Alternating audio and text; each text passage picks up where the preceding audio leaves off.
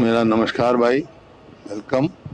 क्योंकि बहुत दिनों के बाद मिलने का मौका मिला।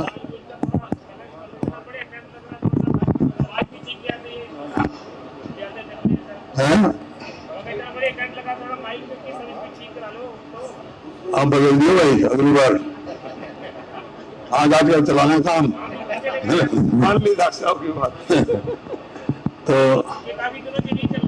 क्योंकि जब से मैं कोरोना हुआ चला और मेरे को हुआ, तो उसके बाद बीच में एक थोड़ी देर के लिए आया था मैं किसी उसमें, और सेशन में आया था। उतार दूं फिर तुम लिखोगे ये सर में क्या रखी इनको तो हाँ मेरे से लिख लगेगा, लेकिन इनको तो कोई नहीं पूछेगा। मेरे बारे में लिख देंगे कि कोविड की वो उन्होंने पालना नहीं की।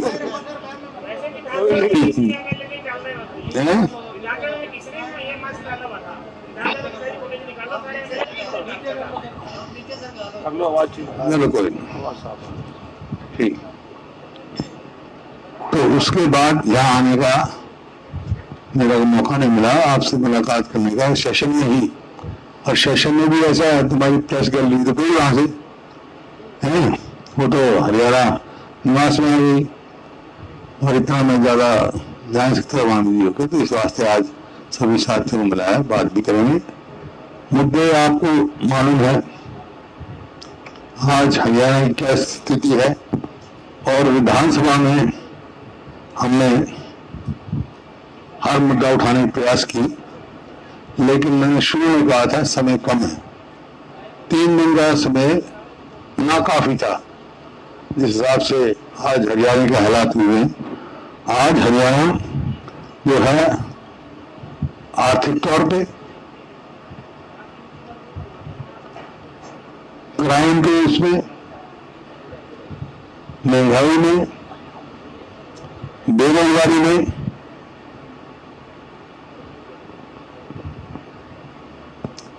देश में सबसे दो प्रदेश 2014 में प्रति व्यक्ति निवेश में नंबर 1 था, आज वो प्रदेश हर चीज में नीचे खिसक रहा है। और ये मैं नहीं कह रहा, ये नीति आयोग की रिपोर्ट भी कह रही है, हर जगह कह रहे हैं।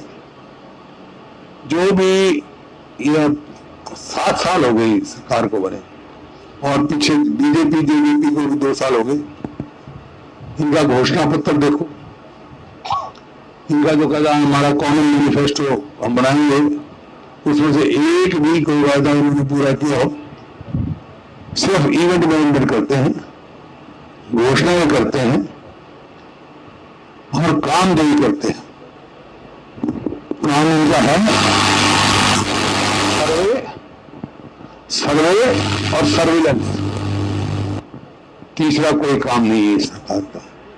कोई गरीब आदमी के लिए, किसान के लिए कोई ऐसा फैसला नहीं लिया जो उनको लाभ पहुंचे। बेरोजगारों के लिए कोई भी वो नहीं हुआ। आपके सामने है जिस प्रकार से बेरोजगारी में तो सीएमआई रिपोर्ट से नंबर 1 है ही हरियाणा, और फिर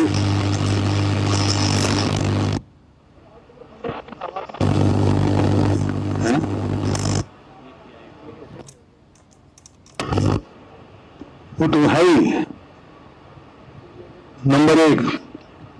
लेकिन नीति आयोग की भी जो इस साल रिपोर्ट आई है, उसमें भी हरियाणा, बिहार और झारखंड के पीछे है बड़ी स्टेटों में। मतलब तीसरे नंबर पे है कि सीएमआई की तो कहते हैं कि भाई ये रिपोर्ट जो है वो कोई उसकी है, कांग्रेस की होगा। दिखाइए भाई, ये परिभाषाएं कैसे बदलती हैं, ये आपके सामने निकाली दुष्यंत। 2019 में चुनाव से पहले जो आपके आज उप मुख्यमंत्री हैं, सीएमआई की रिपोर्ट पे क्या उन्होंने ट्वीट किया, ये देखो। हैं का है, ये है 5 सितंबर 2019 का। दुष्यंत चौटाला, शर्मनाक आंकड़े, बेरोजगारी के मामले में हरियाणा देश में सबसे आगे नंबर 1 पर पहुंच गया।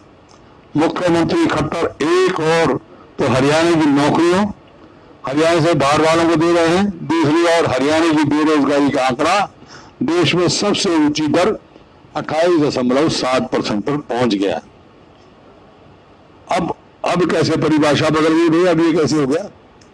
जब तो इस पर रिलाई किया जा सकता, जब तो ठीक, अब गलत, इन दोहरे मैदान कैसे?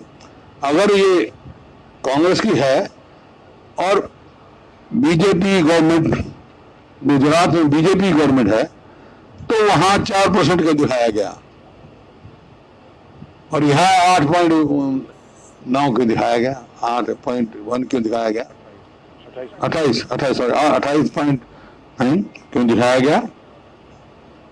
अब नीति आयोग की भी रिपोर्ट है और आपके सामने है, तीसरे नंबर पे दिखाया गया है। और रोजगार देने की बजाय जो खाली जगह है, चाहे वो पुलिस महकमे की हो,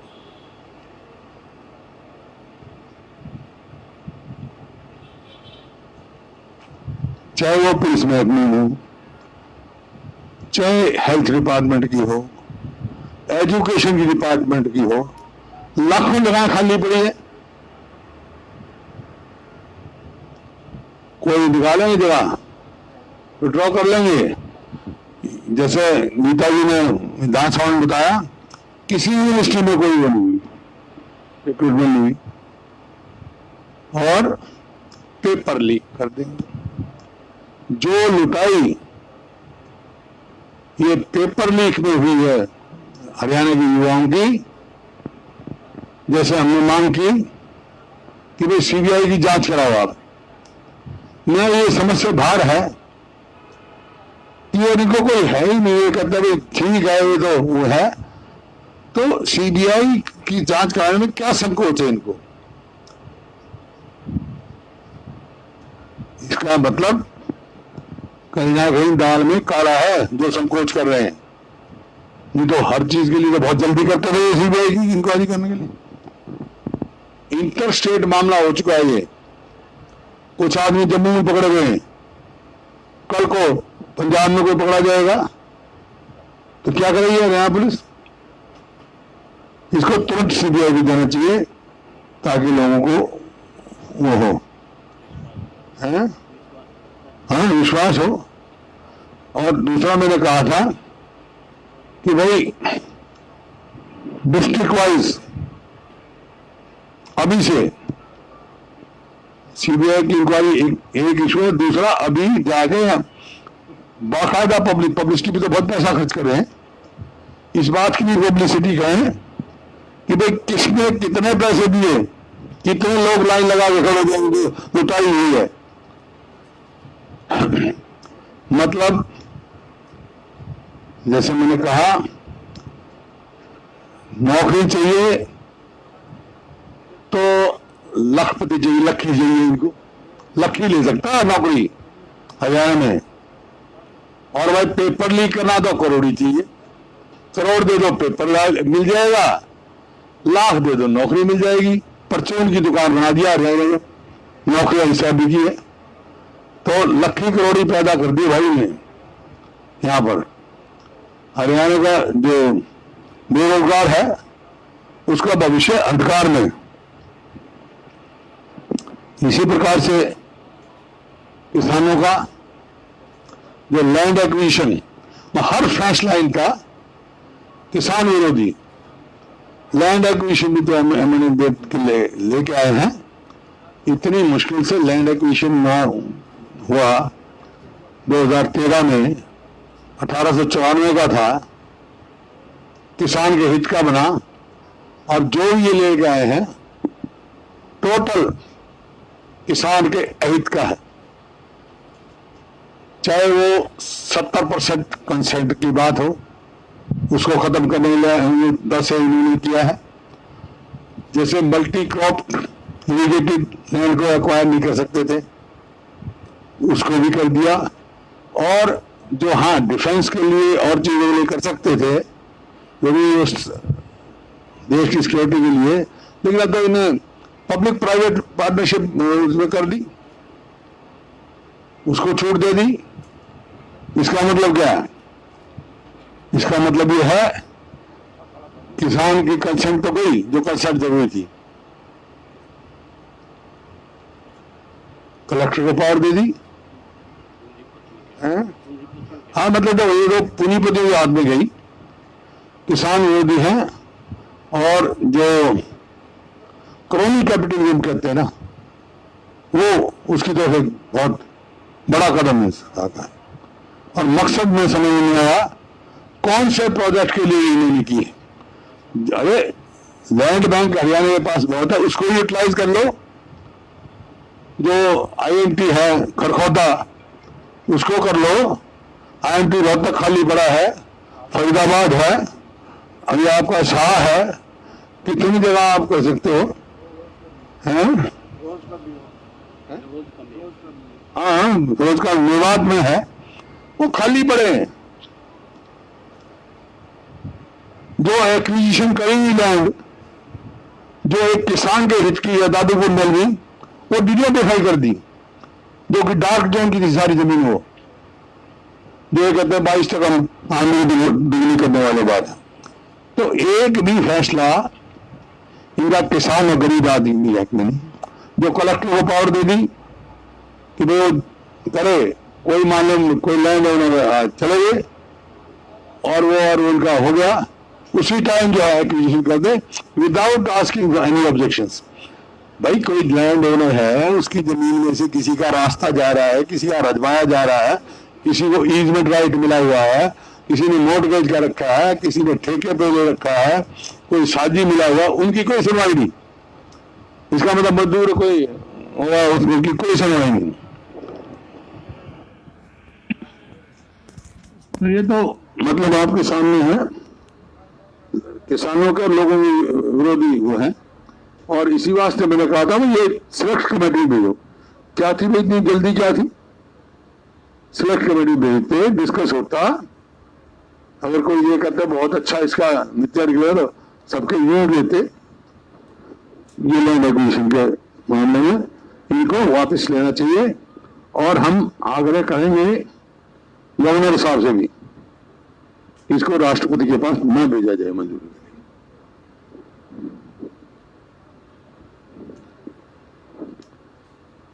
देखिए 75वां साल है हमारे स्वतंत्रता दिवस। आज बड़ी जोर शोर से हरियाणा सरकार भी कह रही है, लेकिन फ्रीडम फाइटरों की एक पैसा भी ने पेंशन नहीं बढ़ाई 7 साल में। जहां छोड़ गए थे वहीं, इतना तो उनका सम्मान है। जो उनके पोते पोतियों को देते थे, चलो उस टाइम 21,000 देते थे, कितना मेरे को याद नहीं, वहीं की वहीं। कोई एक भी ऐसा वो नहीं जो उनकी करे। तो 75वां साल है, चलो अब तो कुछ तो करते, सोचो है कितने। अगर हरियाणा में 4,500 पेंशन लेते थे तो आज तो बेचारे 400 ही होंगे, मुश्किल से 400 ही होंगे जो पेंशन ले रहे हैं। उनकी तरफ कोई ध्यान नहीं सरकार को। महंगाई का मैंने आपको बताया, महंगाई किस तरह वहां से पकड़े, एक कदम महंगाई कम करने का नहीं। डीजल कहां से कहा, मैंने कहा कितनी बार कहा। और वहां तमिलनाडु में स्टालिन की गवर्नमेंट बनी है, 1 मिनट में कम कर दिया 3 रुपए लीटर। यहाँ क्या वो है भाई, अपना वेट तो कम कर सकते हैं। सेंट्रल गवर्नमेंट तो कहती है कि अपना वेट कम कर लो, जिसको सस्ता देना है, तो क्यों नहीं हरियाणा सरकार करती भाई। डीजल की भाव बढ़ गया, खाद बढ़ गया, पेस्टिसाइड्स बढ़ गए, लेकिन किसान को एमएसपी भी नहीं मिल रहा। जो मक्का का एमएसपी था, मेरे पास रसीद है 1400 की तो रसीद है, लेकिन बिका हुई 1000 से 1850 एमएसपी। और वो बेचारे का किसान का लिया कहीं 1000 में, कहीं 1200 में, कहीं 1400 में, उसको एमएसपी भी नहीं मिल रही। लागत बढ़ रही है। आमदनी घट रही है।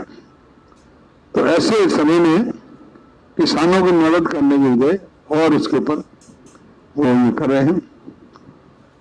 देखिए, ये जो साल गुजरा, कोरोना आया, बड़ी भारी सारी दुनिया में आया, सबको दिक्कत हुई, हमारे यहाँ भी, हम वी कांट बी एक्सेप्शन, सबको बहुत ज्यादा मुसीबत हो गई, प्रयास भी किए, लेकिन हमने उससे सीख क्या ली? पहली वेव से दूसरी वेव तक कोई तैयारी नहीं करी। अब ये कह रहे हैं तीसरी वेव आएगी, नीति आयोग वाले कह रहे हैं, वो तो यहां तक चले गए, रोज के 4 लाख केस हो गए। अब क्या तैयारी है इनकी? कितने तो पैरामेडिकल स्टाफ इन्हें भर्ती किए, कितने डॉक्टर भर्ती किए, कौन सा इंफ्रास्ट्रक्चर किया, कितने और बेड ऐड किए। ऐसा विधानसभा में इनको बताना चाहिए था, हमने इतनी तैयारी की है, लेकिन बताएंगे क्या? बताने के पास कुछ है ही नहीं इनके पास। हाँ, एक बात जरूर कह दी कि जो वायदा किया था नर्सिंग स्टाफ से, जो कोरोना वॉरियर से, चाहे बेचारे सफाई कर्मचारी थे, इनके हम दुगने वोट देंगे, वो मना कर दिया। तो क्या क्रेडिबिलिटी रहेगी सरकार की भाई? जब पहला ही वायदा नहीं पूरा किया, तब तीसरी वेव की तैयारी है क्या है, खोल के बताना चाहिए। हम इतनी भर्ती कर रहे हैं, हम ये तैयार हैं, हम सब कोऑपरेट करने के लिए तैयार हैं, सबको इकट्ठा मिलकर लड़ना है, लेकिन सरकार को कुछ तो वो लेनी चाहिए। अपने खाली वाह एडवर्टीजमेंट से काम चलेगा? सरकार का इवेंट मैनेजमेंट से काम थोड़ा चलेगा आपका। और जैसा मैंने कहा, किसान की तो बात अलग है। हरियाणा के बारे में भी सरकार, ऐसी सरकार, बेरुखी सरकार मैंने देखी जो अपना हिस्सा भाखड़ा मैनेजमेंट बोर्ड में पिछले 1 साल से हरियाणा का मेंबर ही नहीं है। देखिए, जब से भाखड़ा मैनेजमेंट बोर्ड बना है, वहां इरिगेशन का मेंबर हरियाणा का होता है और पावर का मेंबर पंजाब का होता है, और चेयरमैन जो है वो 4 स्टेट पार्टनर है, इनसे बाहर का होता है। इससे पिछले 4-5 साल में मैं किसी व्यक्ति की बात नहीं करता हूं, चेयरमैन भी इन्हीं की स्टेटों में से एक बन गया, और 1 साल से हरियाणा का मेंबर ही नहीं है, इरिगेशन मेंबर नहीं है। तो उसका क्या नतीजा हुआ कि पावर का मेंबर भी पंजाब, हरियाणा इरिगेशन का मेंबर भी पंजाब, बंटवारा वो करेगा, हरियाणा को हिस्सा कहां से मिलेगा? जब तो इतनी किल्लत हुई, जितने राइस सूट्स में 15-15 दिन 20-20 दिन लेट हुए, 2 घंटा भी करते रहे, क्यों? आपका वहां कोई है ही नहीं, और अभी भी भेजा। क्या एक चीफ इंजीनियर होता है, एक चीफ इंजीनियर उस पर नहीं कर सकते जो अपना हक की लड़ाई लड़े? और मेरे को पता नहीं, मैंने सुना है, ये हरियाणा सरकार की, मैं आपके माध्यम से कहता हूं कि ऐसी बात चल रही है वहां कि 4 स्टेटों में से कोई किसी का मेंबर बन जाओ। अगर ऐसा हो गया तो हरियाणा का तो कभी मिलेगा नहीं। उस बात को अगर कोई है, चल रही है, तो ये हरियाणा के मुख्यमंत्री की जिम्मेवारी है कि जो हमारा हक का है मेंबर रहे, और इरिगेशन मेंबर हरियाणा ही रहे, हरियाणा का ही रहे, नहीं तो ये बड़ा भारी नुकसान हमारा होने जा रहा है। एक समय था जब हरियाणा बना 66 में, उस टाइम एक मेडिकल कॉलेज था पंजाब के समय का। 2005 तक सरकारी कोई दूसरा मेडिकल कॉलेज नहीं था। उसके बाद हमने मेडिकल कॉलेज बनाए, प्राइवेट भी बने। यहाँ हुआ लड़की मेडिकल कॉलेज बनाए, उससे बनाई, बहुत अलग बात मैं बता रहा हूँ। तो लोगों ने रुचि लेने लगे, डॉक्टर बनने लगे। जो हमारे बच्चे बाहर जाते थे पढ़ने के लिए, वो यहाँ पढ़ने लग गए, डॉक्टर बनने लग गए, मिलने लग गए। वो उसका क्या किया, 8 लाख फीस थी, 8 से 22। इसका मतलब गरीब आदमी का बच्चा तो डॉक्टर बन नहीं सकता भाई, आम आदमी का बच्चा तो डॉक्टर बन नहीं सकता है 22 लाख। अबे है, आप तो इतनी सरकार की क्षमता है कुछ उसकी फिक्स करके, आमदनी फिक्स करके सब्सिडाइज करे, सरकार क्यों नहीं करती थी? मतलब गरीब आदमी को और आम आदमी को, बच्चों को यहाँ डॉक्टर बनाने का हक ही नहीं रहेगा क्या? तो ये सारे ऐसे काम इन्होंने किए हैं। एक और इन्होंने स्कीम चलाई, आज से 5 महीने पहले, शायद पिछले सेशन में मुख्यमंत्री जी ने अनाउंस की थी। वो थी मुख्यमंत्री अंत्योदय परिवार, क्या है, उत्थान, हाँ, अंत्योदय परिवार उत्थान अभियान। उसका जवाब आया है, क्या है इनका? ये था भाई 1 लाख उनको आइडेंटिफाई करेंगे। ये तो कुछ नहीं आया भाई, क्या देंगे? ये है व्याख्यान करेंगे उनको। व्याख्यान तो तुम्हारे इतने पोर्टल हैं, जब आप कहो तो मैं पढ़ के सुना दूं उनका क्या है तेरे भाई, देख भाई, तो उसका व्याख्यान करेंगे। अरे व्याख्यान करने तो भाई बहुत है, तुम्हारे रोज अखबार रहे, इतने बड़े बड़े एडवर्टीजमेंट देने लग गए, फिर स्कीम की क्या जरूरत है? व्याख्यान तो कर लो, तुम कर ही रहे हो।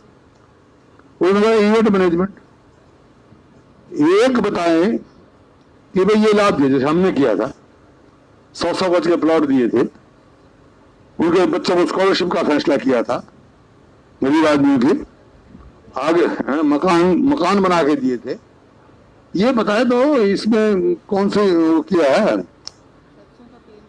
तो वो बीपीएल के था, सरसों का तेल भी था। ये जो बता रहे हैं आइडेंटिफाई करें, 1 लाख आदमी करेंगे, इसमें क्या बेनिफिट दिया सरकार ने अलग से? खाली व्याख्यान करेंगे, अभी तुम्हारी ये स्कीमें हैं, ये स्कीमें तो सब है।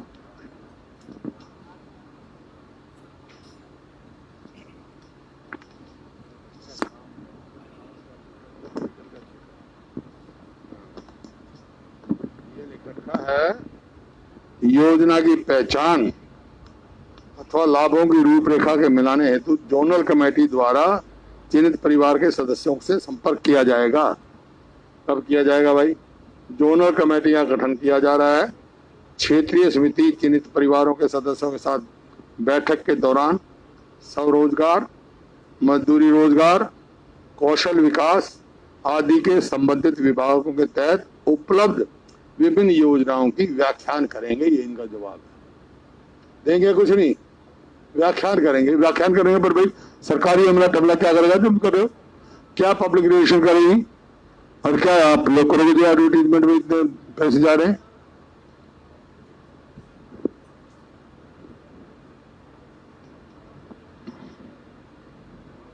इस प्रकार से बहुत मुद्दे थे। जैसे मैंने कहा था शुरू में कि भाई बहुत कम समय है, लेकिन मेजोरिटी अथॉरिटी में तो अकेला था बीएससी में। मैं कहा 1 हफ्ता तो चलाओ, और हमने निवेदन किया, मैंने आभार भी व्यक्त किया स्पीकर साहब का, 0 आवर शुरू करो ताकि कुछ ज्वलंत मुद्दों को उठाने को मिल जाए।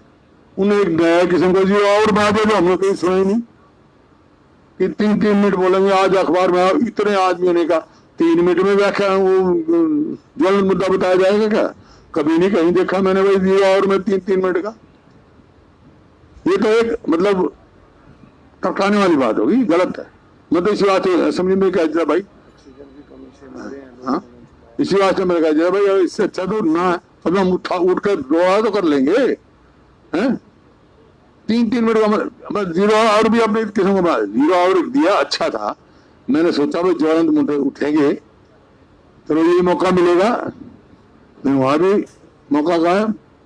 ऑक्सीजन की बात आए तो मुख्यमंत्री जी ने कह दिया भाई 1 आदमी भी नहीं मरा ऑक्सीजन की कमी से, जबकि पूरे अखबार भरे। या तो आपके अखबार झूठे भाई या हम झूठे, कौन झूठा? ये तो मतलब कोई हाई लेवल इंक्वायरी साबित कर सकती है ना। कितने अखबार है भाई, ये देखो आप लोगों में भरे। ये आप लोगों के अखबार भरे पड़े हैं ऑक्सीजन की कमी से मरे, या तो कौन बताओ कौन से अखबार आपके झूठे, या आप झूठे भाई या वो झूठे। झूठा तो मैं किसी को नहीं कहता, लेकिन गुमराह हाउस को करना अच्छी बात नहीं। चलो उन्होंने अब कमेटी बनाई है, उस वक्त ये कमेटी, अब तक तो कोई नाम आए नहीं, ये तो इतनी देर में काम शुरू होना चाहिए। तुरंत उसका गठन करके इस बात की जांच कराई जाए और पूरा एडवर्टाइजमेंट कराया जाए।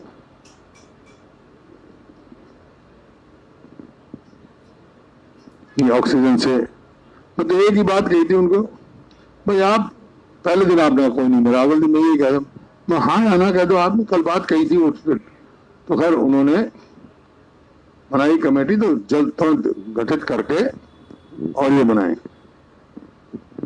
और विधानसभा में जो है जो मौका देना चाहिए था, जो आज के जो मुद्दे हो उससे हमारे साथी वंचित रहे। 3 मिनट में तो भाई अपना नाम और गांव में बता सके आदमी, और तो कुछ नहीं बता सकता।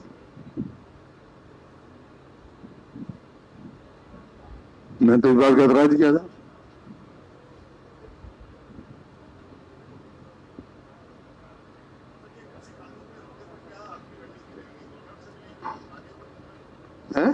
एक मिनट बस लेट मी फिनिश। जब आपसे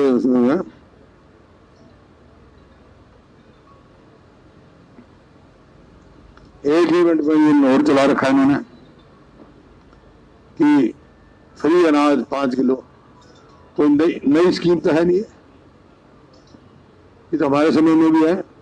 और उस समय तो सरसों का तेल भी मिलता था, नमक भी मिलता था, दाल भी मिलती थी, वो तो सब गायब हो गए। कहते सरसों तेल का पैसा देंगे हम। किताबें बच्चों को देनी नहीं कि किताबों को पैसा दे, मार्केट में प्रिंट ही नहीं हो रही किताब, बच्चा मतलब ये बगैर किताब के बच्चे रह गए। एक मास्टर एक स्कूल में है, इतनी कमी शिक्षा का, बिल्कुल है ना, क्या कहूं, चौपट कर दिया हरियाणा में। इसी तरह जो स्पोर्ट्स पॉलिसी थी हमारी, उसकी ग्रेडेशन लो कर दी, उसकी ग्रेडेशन बढ़ा दी। जो हम जिस लेवल पे कॉम्पिटिटिव कराते हैं, जहां बच्चे को मौका मिलता आगे जाने का, वो कंपटीशन कम कर दिए। डीएसपी हम बनाते थे, डीएसपी भर्ती करना बंद कर दिया। और जिनकी डीएसपी भर्ती हुई उनकी प्रमोशन नहीं देते। तो ये जो है खेल नीति में भी इन्होंने खिलवाड़ की है।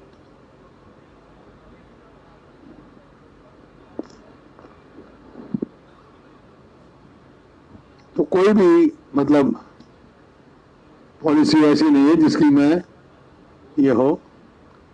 खैर आप लोगों से मिलने का मन था भाई, बहुत बहुत आपका धन्यवाद है। और किसी का भी कोई क्वेश्चन हो तो पूछ सकते हैं।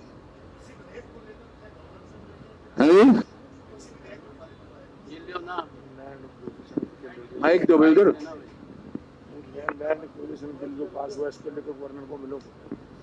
नहीं, अब आग्रह किया है और हम अपना बात करके गवर्नर साहब से भी आग्रह करेंगे, मिलेंगे भी, फिर इसको ना भेजा जाए आगे और इसका विरोध करेंगे। बिल्कुल जो है किसान विरोधी कानून, जिस मकसद से ये लैंड एक्विजिशन बिल बना था किसान के हित के लिए, ये उसका मकसद ही खत्म कर दिया इन्होंने। हैं? हाँ, काला कानून बना दिया किसान।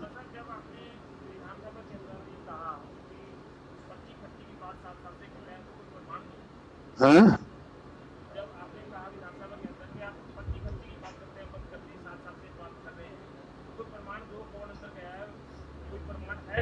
कोई प्रमाण नहीं है, कोई कहीं से कुछ नहीं है। जब तो मैंने कहा, जब इनका पहला पेपर लीक हुआ ना और ये अखबार में आई कि भाई इतने लाख रुपए में कंडक्टर बिका, इतने, उसके बाद इन्होंने कहा नहीं हमारा हम तो बहुत साफ है, आपके यहाँ पर्ची खर्ची होती थी।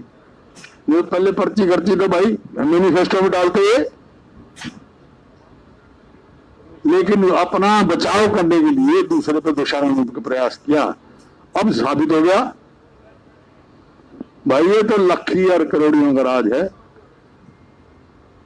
इनको नौकरी किसी को लेनी है तो लाखों ले जाओ, पेपर लाना है तो करोड़ों ले जाओ, पेपर लीक करके उनको भेज दो, वो नहीं पकड़े जाएंगे। पकड़े हो जाएंगे जो बेचारा बेरोजगार है, लालच में आगे खरीद लेता है, किसी को बेकार में आ जाता, उसको तो पकड़ लेंगे। लेकिन कहां से लीक हुआ, कैसे लीक हुआ, कब लीक हुए, ये हाउस में गुमराह करना कि केवल 4 पेपर लीक हुए, मैं इससे बिल्कुल सहमत नहीं हूं। अखबारों में आएगा 28, कोई 28 लिखता है, कोई 24 लिखता है, कोई 22 लिखता है? सारे सोशल मीडिया पर आ रहे हैं। अब जो उन्होंने डिटेल दी तहसीलदार का था, अखबार पेपर है ही नहीं जो लीक हुआ था, वो तो मेरे को भी याद है, पता नहीं कितने पेपर ऐसे लीक हुए। तो इसी वास्ते हमने मांग की थी भाई सीबीआई इंक्वायरी कराओ हाई कोर्ट या सुप्रीम कोर्ट के जज के सुपरविजन में, तो हम लोगों को भी चलते कि हाँ भाई ये साफ है, करना चाहते हैं, नहीं तो ये युवा पीढ़ी से खिलवाड़ है।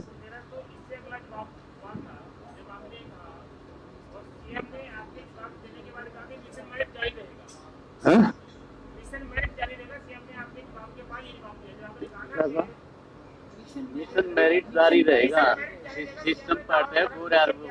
ये मिशन मेरिट है।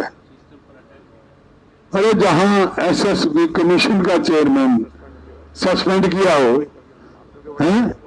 ये हमारे टाइम में हो सकता है कोई नौकरी का टेक्निकल ग्राउंड पे कोर्ट ने कर दिया हो, या जो हुआ है एक आध जगह वो इन्होंने पूरे इंफॉर्मेशन ना दें, ये कह दें कि ये जितनी जगह थी इतनी जगह खाली नहीं है, जब भी खाली थी एफिडेविट दे दे तो कोर्ट जबरदस्ती ने बस हाँ यही हुआ, और कोई इनकी मेरिट में थोड़ा था, that was not on challenge on their merit, वो तो जगह। हाँ ये तो सारी जो है ना पुलिस कांस्टेबल ये सब ग्राम सचिव जितने ये लीक हुए, अब उसकी डेफिनेशन बोल रहे हैं पेपर लीक ये नहीं ऐसे होता है, पेपर अरे पेपर लीक कैसे होता है, बाहर हो गया पेपर हो गया, कौन कहां से, लेकिन कहां से कब कैसे हुए, इसी बात की तो इंक्वायरी मांग रहे हैं हम। जब इनका गृह मंत्री कह रहे हैं, वो कह रहे हैं पुलिस जांच करेगी, पुलिस किसके अंदर है भाई? गृह मंत्री के अंदर। गृह मंत्री खुद स्वयं कर रहा है कि भाई सीबीआई की जांच हो, तो भी इनको क्या ऐतराज है?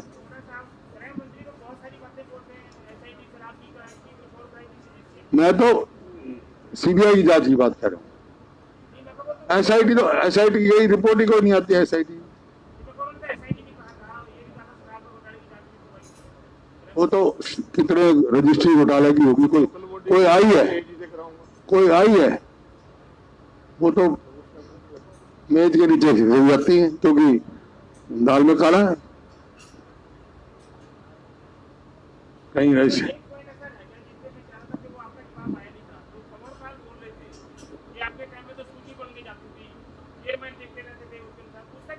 हाँ भाई मैंने कहा बिल्कुल गलत है, कह चुका था मैं क्या मतलब है, मैं तो कभी ये बात होती है चेयरमैन पे मुकदमे नहीं बनते यार। ये अपना जो ना बचाव के लिए, अब उन्होंने कहा मैं कोई व्यक्तिगत बात नहीं कहता, मुद्दे बहुत है, लेकिन अपने बचाव के लिए क्योंकि खिसियानी बिल्ली खम्मा डोलती है यार, इसमें मैं बुरा क्यों मानूं उनको?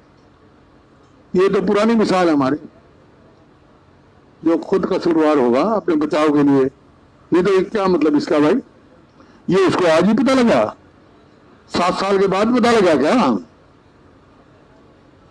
7 साल से पहले नहीं पता था,